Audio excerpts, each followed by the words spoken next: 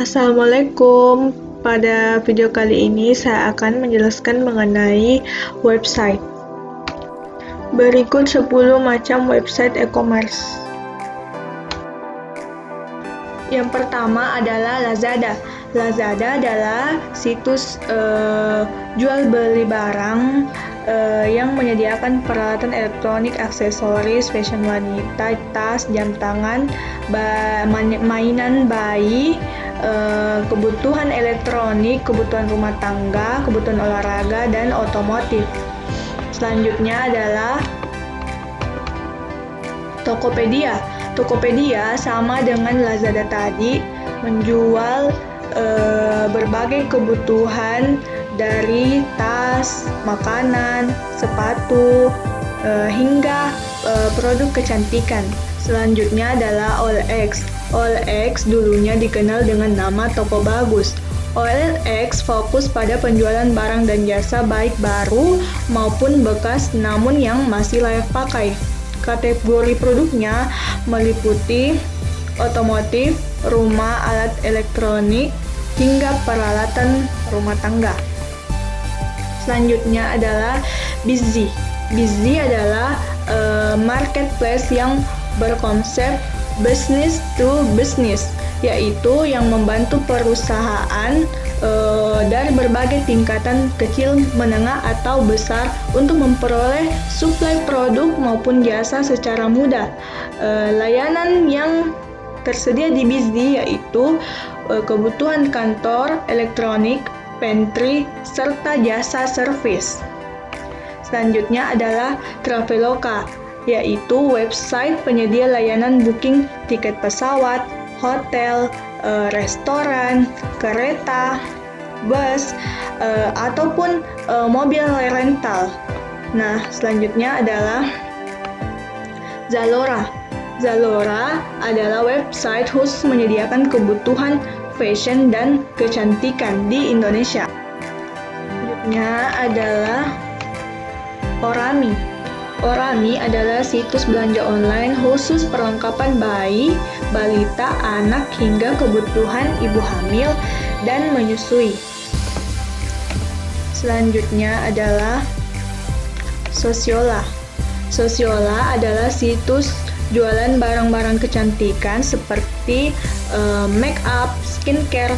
Barang-barang yang dijual itu mulai dari merek lokal hingga merek internasional atau luar negeri. Selanjutnya adalah Hijab. Hijab adalah e-commerce yang menjual khusus fashion muslim. Ini merupakan website fashion muslim pertama di dunia yang menyediakan berbagai macam produk terbaik dari desainer fashion muslim Indonesia. Nah, produk yang dijual itu seperti hijab, kerudung, baju muslim, tunik, tas, sepatu, hingga aksesoris. Yang terakhir adalah Bineka. Bineka adalah situs belanja online yang menyediakan khusus gadget, barang-barang digital, software, barang elektronik, alat mekanik, serta furniture kantor. Selanjutnya 10 blog. Pertama ada The Naked Traveler. Blog ini berisi tentang kisah-kisah perjalanan dari seorang Trinity yang blog ini berawal dari kegemaran Trinity untuk menulis segala kisah perjalanannya ke berbagai belahan dunia. Nah, blog ini dimulai pada tahun 2005. Kemudian ada Anak Jajan. Anak Jajan adalah blog yang berisi review tentang makanan dan restoran. Blog ini dikelola oleh pasangan Julia Veronica dan Matius Cenderasa. Blog ini juga berisi tentang resep-resep makanan. Nah, selanjutnya adalah dari Diana Rikasari. Blog ini berisi tentang fashion diary dari Diana Rikasari yang menginspirasi. Nah, Diana Rikasari juga memiliki buku dan akun YouTube. Selanjutnya ada Everywhereist. Nah, ini hampir sama dengan The Naked Traveler, yaitu menceritakan tentang kisah-kisah perjalanan dari Geraldine ke berbagai belahan dunia bersama suaminya. Selanjutnya ada Minimalist Baker. Nah, kalau aneka jajan tadi lebih berfokus pada review makanan, kalau Minimalist Baker ini berfokus pada resep-resep dari makanan atau minuman. Kemudian ada nixcarblog.com.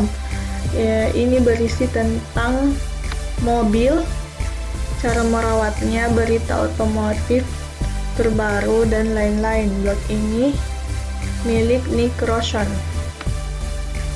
Kemudian ada Mira Shahid, yaitu blog yang berisi tentang ilmu parenting, kehidupan keluarga, tentang perempuan, dan kehidupan pribadi. Selanjutnya ada Bena Blog. Blog ini adalah blog milik Benazio Rizky Putra yang terkenal di dunia maya dengan nama Bena Kribo. Akun ini berisi tentang kehidupan pribadi dari seorang Bena Kribo yang dikemas secara unik, disertai gambar-gambar yang bagus. Kemudian ada Sugeng ID. Nah, blog ini berisi tentang tips, tutorial untuk menjadi blogger, serta ada penjualan template blogger yang keren. Kemudian Enigma Blogger itu blog yang berisi tentang misteri-misteri dunia yang belum terpecahkan. Berikut 10 website edukasi. Yang pertama ada Memrise, yaitu website edukasi yang menyediakan berbagai macam pilihan pelajaran mulai dari bahasa, geografi, matematika, IPA, hingga kesenian. Memrise ini mengemas pelajaran dengan unik dan gaya belajar yang seru atau fun sehingga tidak akan bosan melahap ilmu yang disediakan. Nah, ini tersedia di Google Play dan App Store. Selanjutnya ada Khan Academy, yaitu website yang menyediakan semua fitur dan materi belajar secara gratis. Kemudian ada TED-ed, yaitu website edukasi yang fokus pada penyebaran ilmu pengetahuan yang berbentuk video animasi sehingga lebih seru untuk belajar. Di sini ada untuk siswa, orang tua, dan guru. Kemudian ada Zenius. Nah, website ini cukup terkenal di kalangan SMA yang isinya adalah materi-materi belajar mulai dari SD sampai SMA dan juga terdapat untuk jurusan IPA atau IPS. Nah, Zenius ini juga menyediakan program belajar untuk SBMPTN. Aplikasinya tersedia ada aplikasinya juga bisa tersedia di Google Play dan App Store. Kemudian Duolingo. Bagi kalian yang mau belajar bahasa asing dengan asik, Duolingo adalah salah satu solusinya. Duolingo menyediakan kursus bahasa dimulai dari bahasa Inggris, Spanyol, Jerman, Prancis, bahasa daerah seperti Scottish dan Navajo, serta bahasa fiktif seperti High Valyrian and Klingon. Nah, konten di dalam Duolingo ini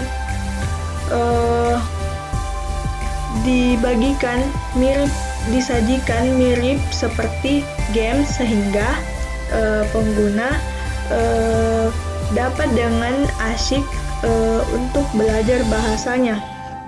Kemudian ada Ruang Guru.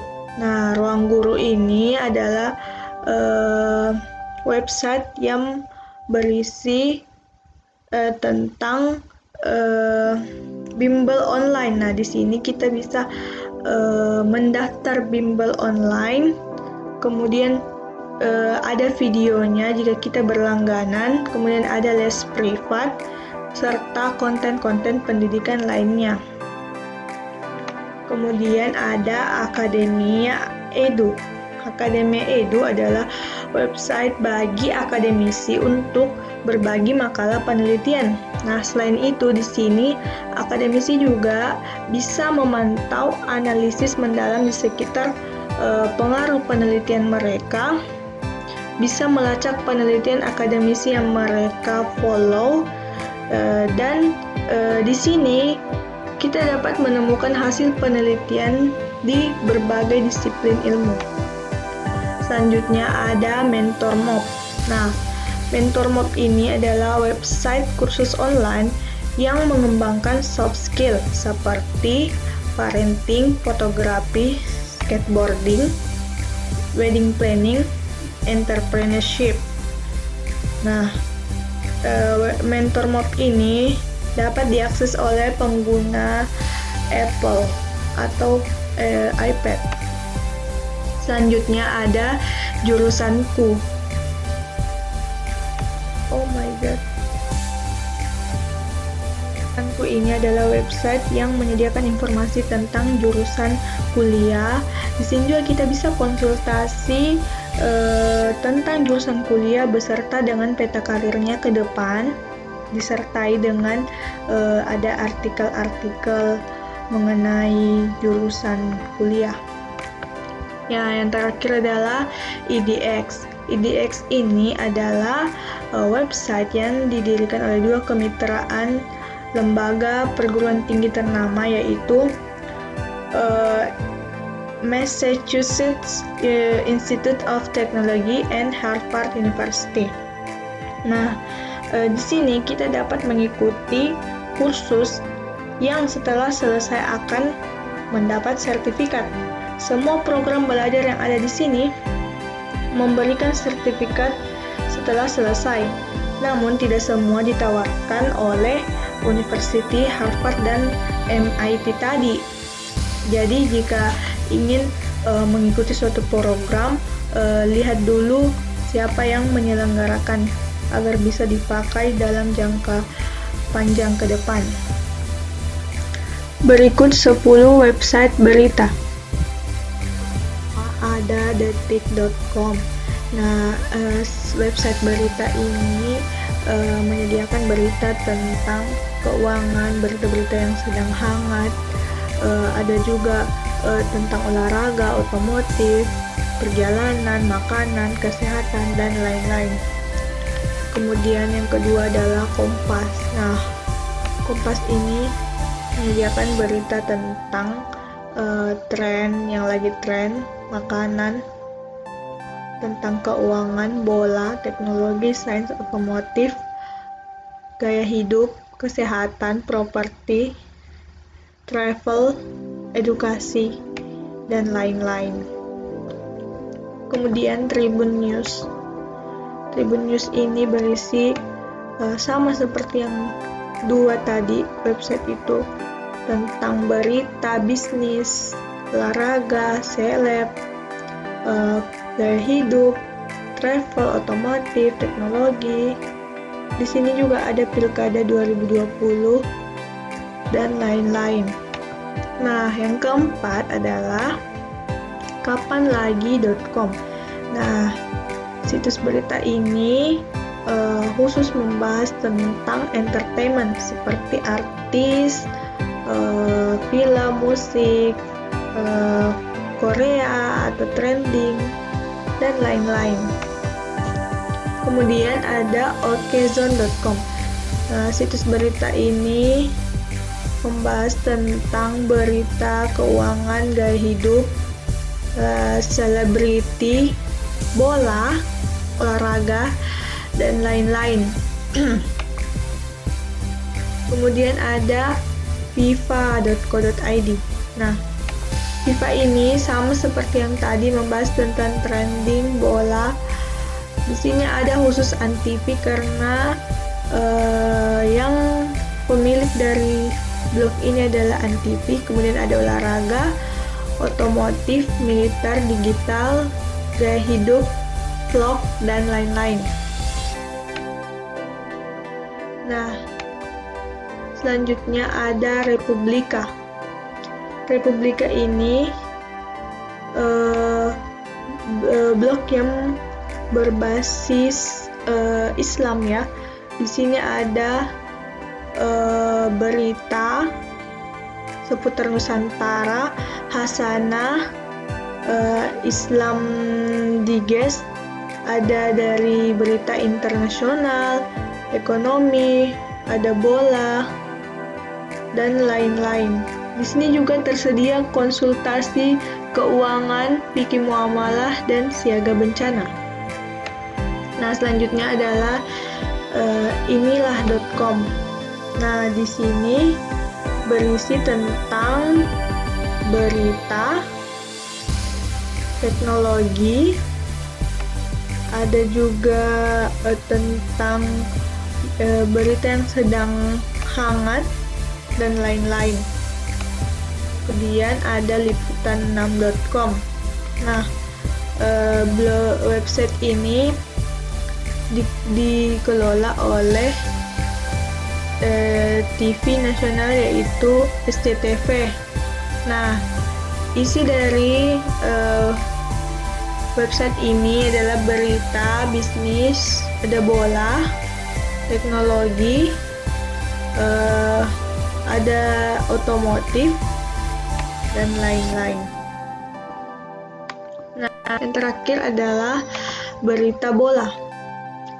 Bolanet ini adalah website khusus membahas tentang seputar dunia bola, seperti trending, dunia bola di Eropa, di Indonesia, jadwal pertandingan dan skor, dan lain-lain. Selanjutnya adalah website komunitas online. Ada Female Daily. Jadi Female Daily adalah website komunitas online bagi perempuan untuk mereka di sini bisa saling berbagi review produk make up, kecantikan, perawatan tubuh, rambut, kuku, parfum, dan brand-brand fashion dan lain. Kemudian ada Goodreads. Goodreads ini adalah komunitas online, website komunitas online bagi penggemar buku. Di sini mereka bisa mereview buku-buku kesukaannya.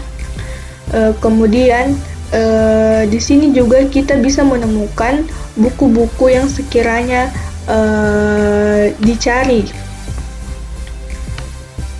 Nah, selanjutnya ada Kaskus. Kaskus adalah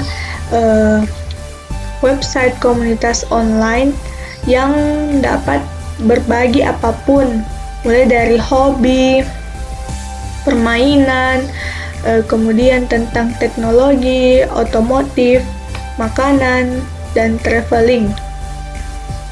Kemudian ada Hijabers Community. Hijabers Community adalah komunitas website online untuk perempuan-perempuan berhijab di seluruh Indonesia. Kemudian ada Kompasiana yang awalnya adalah blog jurnalis Kompas, kemudian bertransformasi menjadi sebuah media warga. Di sini setiap orang dapat mewartakan peristiwa, menyampaikan pendapat dan gagasan dalam bentuk video, audio, gambar, ataupun tulisan. Kemudian ada Couchsurfing. Nah, Couchsurfing ini adalah website komunitas online untuk pecinta travel atau yang suka jalan-jalan. Nah, di sini mereka dapat menemukan review-review tempat-tempat yang sekiranya worth untuk didatangi. Kemudian ada Meetup. Meetup adalah website komunitas online yang tidak hanya menyediakan layanan untuk bertemu dalam dunia maya, namun di sini mereka dapat bertemu secara langsung. Kemudian Dribbble. Dribbble ini adalah komunitas website online untuk para desainer, di mana desainer dan pengembang web yang bergerak di bidang fashion saling menampilkan karya kepada para pengguna Dribbble lainnya. Kemudian ada tangandiatas.com. Tangan di Atas atau TDA Community adalah website komunitas online khusus para pengusaha-pengusaha. Kemudian ada Diskusi Web Hosting atau DWH. Nah, DWH ini adalah website komunitas online yang membahas mengenai web hosting di Indonesia. Nah, web hosting komunitas ini juga adalah forum web hosting nomor 1 di Indonesia. Berikut 10 website portofolio. Pertama ada Gary Cruz. Gary Cruz adalah seorang copywriter asal Amerika yang memanfaatkan blognya sebagai kumpulan portofolionya, sehingga ketika ada yang ingin menggunakan jasanya bisa mengetahui seperti apa kualitas pekerjaan yang dihasilkan. Yang kedua adalah Robby Leonardi.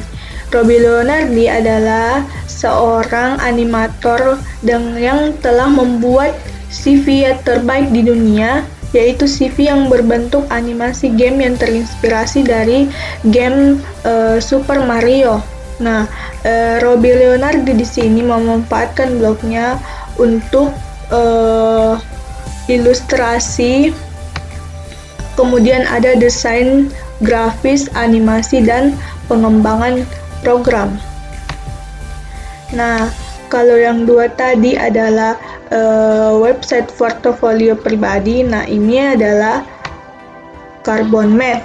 CarbonMath adalah website portofolio yang memungkinkan orang-orang untuk mengupload atau memamerkan gambarnya baik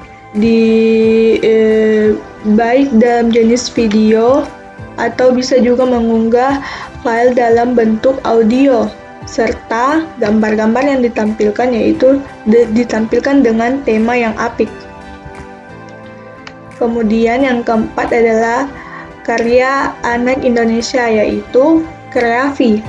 Kreavi adalah website portofolio buatan anak Indonesia yang di sini kita dapat mengupload beberapa jenis karya secara gratis, mulai dari desain, ilustrasi, motion grafis, branding, serta desain kemasan.